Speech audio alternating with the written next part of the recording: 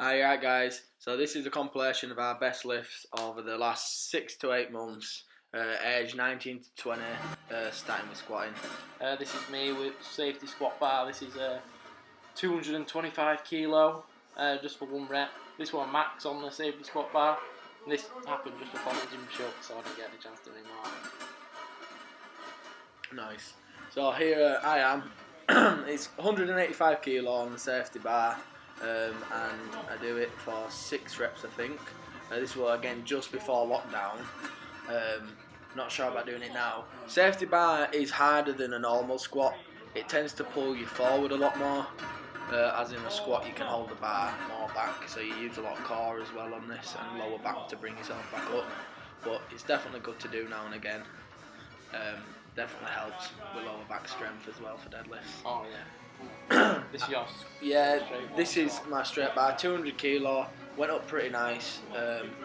On the day you could have done more. Yeah, I probably could have. Yeah. I'm hoping when I get back I'll get it up to 220 pretty soon.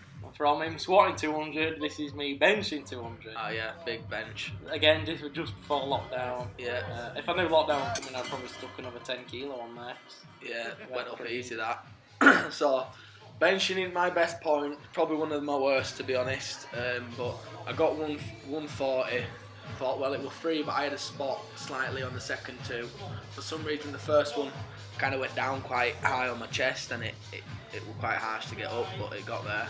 I just took my hands on it, and it just up and down easily. So really, one wet max, I would say I've done to 140 highest. Yeah, you could probably do 150. Yeah, I'm gonna try and get up to 150 or 60. It didn't help out the wrist wraps. Yeah, they popped off as soon as I grabbed the bar. Not the first time using them as well. Yeah. Oh, this is a deadlift on a trap bar. This is 300 kilos. This big lift. This is a fair bit of weight. My dad in background. But yeah, struggle off the floor. And it's hard off the floor, but once you get it up, yeah, nice and easy. It does go up. We'll go on. This is me on trap bar deadlifting. This is 260 kilos, so 260 kilogram. Six plates. Isn't it? Yeah, 6 plates aside. Good weight though. This is a straight bar. I didn't really have a straight bar max. This is like a really easy 220 kilo warm up with raw. So a straight bar probably 250ish. This is me doing 220 kilos for 2 reps. For some reason the first one was harder than the second. I mean, I know you do get a bit of a bounce when you go back down. This was just after hitting it before as well. I hit it from 1 and 4. I'm going to go for 2 this time. And that bar's got no flexing. That's just stiff as old. Solid. Theyese are the heaviest dumbbells in the gym. 70 kilos each. 70 kilo each arm. 8 reps. And look at the size of them. They're just hard enough to bring them down because they're so wide. Yeah, that's some big weight. 140 kilogram in dumbbells. And they're all over the place. Wobbly. Here's me shoulder pressing, 50 kilogram dumbbells.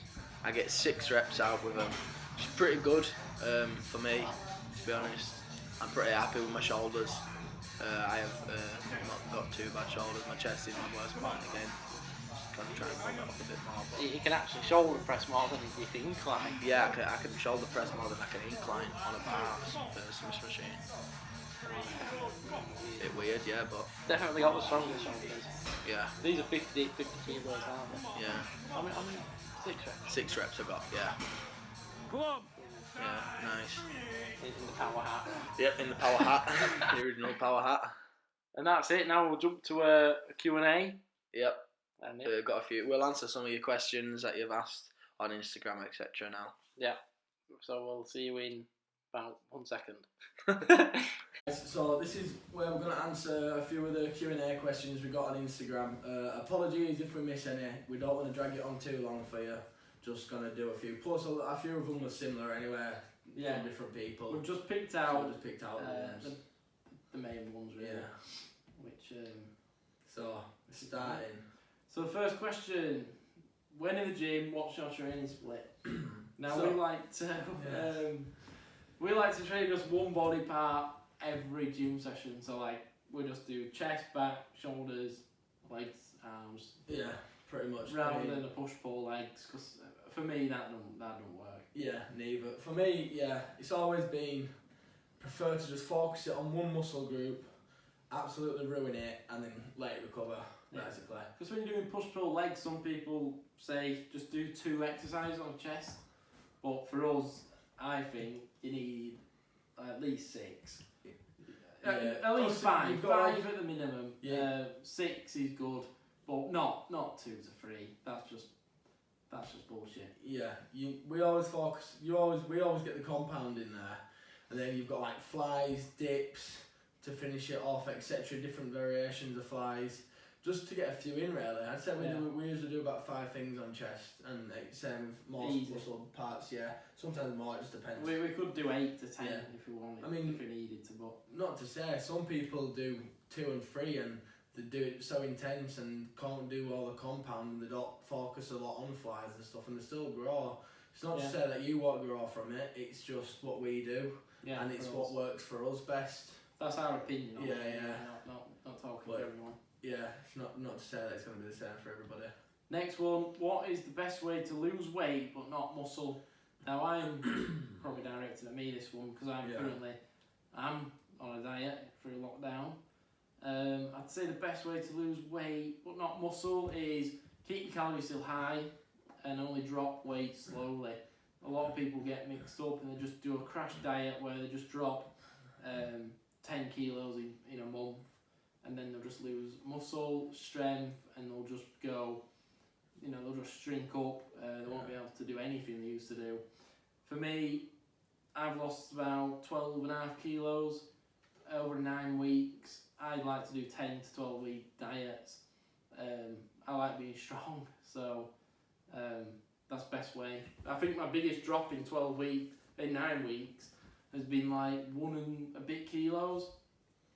Everything else has been like half a kilo a week. That's fine as long as you're going that right direction. Even if you drop 0.1 of a pound, it's still dropping. You're still going down, and you're in the right direction. So I'd just say that. Anything to add on that? Yeah, also, best way to do it when you're cutting weight is to weigh yourself every morning and get an average. Because some days you can weigh 2-3 pounds more anyway. Yeah. And it can get you down if you were thinking, I worked so hard this week and I weigh 2-3 pounds more. Definitely. Like, you are probably still burning. Obviously, you do want to cut your calories and carbs a bit. Probably more so carbs, but definitely doing it slower, you're going to keep more muscle. And your strength. Yeah. And unless you're doing a competition, there's no point really going below 10%. No. Because you are going to lose muscle then. What's both of your 1 rep max at the gym for squat, bench and deadlift? Now you might have just seen this in a video, but... Yeah. For a good clean rep, 140 for me for bench press. It's not too... It's probably it is my worst point is bench press probably. It's one of my weaker parts of myself, my chest. But 140 is pretty good for me. I'm hoping to get up to 160 over the next year or so latest. Well, I want to get it to about 180 in a year, but that might be asking a bit big, but I'm going to try anyway, and if I get it, I'll let you know. And then deadlift, is it? Yeah. Squat, bench, deadlift. Squat, bench. So deadlift is, I've done 220 kilos for 2 reps. Not going to lie, I got a little bit of a bounce on the second rep, just let it go and went straight back up. But I've never done more than 220 anyway, but 100% 220 for 1 rep. He's pretty clean. Squat 200. I'm hoping to get 220 because I'm not going to lie, I did 200 just before lockdown, and I was thinking, like when I did it, I was thinking that felt pretty easy, to be honest. You might have seen it in video. It was a grind, but it went constant. It felt smooth. It wasn't like stop and start. But 200 from a squat. My 1 rep max on the bench is 200 kilos.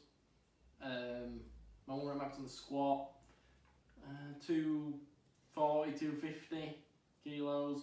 Deadlift on a trap bar 300 kilos, and on a straight bar, again similar to my squat, 250. Yeah. But definitely looking to get them up all into 300s really. Yeah.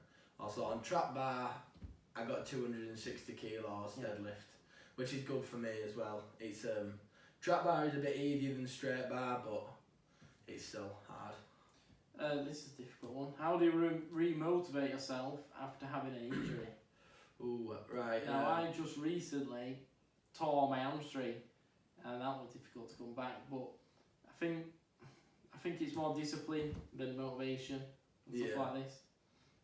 You just got the discipline to carry on training, go back out and do what you can on them. Like I did my hamstring, so didn't squat, didn't deadlift, but I went out and I did chest, and I did shoulders, and I just did extra days of upper body and arms, and just did what I could, and that's what you need to do. You don't want to just get yourself down and not train anything. Like I've got a bad leg, but that doesn't stop me to bench or to train shoulders.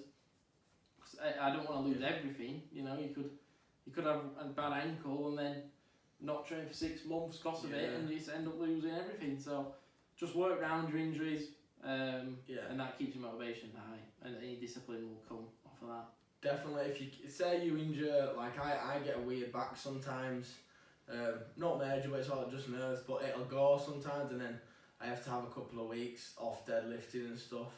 But main thing is to, if you can still go and train other parts, still go, because you're not getting out of the routine then. And I think also, it's when you look at yourself and you think, oh, I looked so much better before, that's that kind of demotivates you. So you kind of like ignore that and just force yourself to go. It's like you say, it's more discipline that. Yeah. Well, I think we answered this one, but what are you working towards on the bench press? I'm working towards a 220 kilos bench press, which is 5 plates. That'll be a good number to hit in the next 6 months or so. I want to do it around 105, 106 kilos body weight. I think I can do that pretty comfortably. Yeah. What about you? So I'm working to 180. I would like to get it within the next year. 180 kilogram bench press. Might be asking, but I've been stuck on 40 for a while now. 140 bench. I've been stuck on that for quite a few months, and up and down. And obviously with lockdown, it's going to be not as good when we go back. But I'm hoping within the year get up to 180. It's a bit of a big ask, but I'm going to try it. And yeah, it's going to be tough getting back in. Yeah. Even though we've been training every day and lifting weights still, but it's not like the gym, and we will come back weaker. Definitely. 100%. This is definitely for Jack. What would you say is the most effective way to put muscle on whilst remaining lean? Right, so depends. For me, I've never really gone below 10% body fat ever. Like when I hopefully do a competition over the next few years, I will do then. But other than that, for me, I find it pretty pointless, because when you're under 10% body fat, you are going to use some muscle training, and you are going to struggle to put as much size on as you would while eating, and a bit more at bulking out. So generally, you don't want to go over 15% body fat, because that's just kind of like excess weight. That's what a lad told me at gym, who's well genned up on all this. And you don't really want to go below 10% when you're not doing a competition or out. So I think the 10 to 15% range is a good weight. That's like good. Like you still got a bit of abs, you know, and like you look good, and you can be a bit bulky, and you can still have your cheat meals, etc. And then you actually get bigger doing it that way. Yeah. But for me, some people do have really good genetics, and they can stay at like 8-9% body fat. It's like when you watch Callum Von Morgan, who I can never go really above 8%, and they look massive, but that's just genetics, you know. And maybe a slight bit of taking something, but varies person to person. Varies person to person. You can't decide what genetics you get, so you got to work with what you got on that. Definitely. And last one, we'll end on this one for Jack. Where's the mullet gone? Right, the mullet's gone. Right, it's coming back. I'll give you that first. It is coming back, but I'm not going to have it as long. My hair's very thin, and it got too long, and it started to do my head in a bit.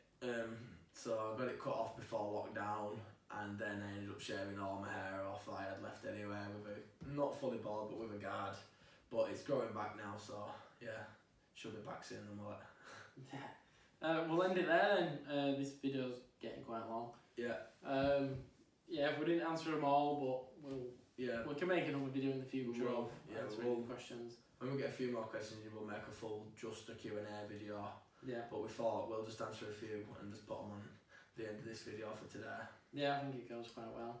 Right. Yeah, if you've watched this long, thank you. Yeah, thanks for watching to the end. We've had a lot of support and we're nearly 100 subscribers. Yeah, we have within a week, and we really appreciate it to the guys that are sharing us on Instagram, etc. You know, we really appreciate the support. It all helps. Thank you very much. Yeah, so we'll leave it there, and we'll have a video throughout the week. Yeah. And yeah, great. Catch you in the next one. Keep updated. Thank you very much. See ya.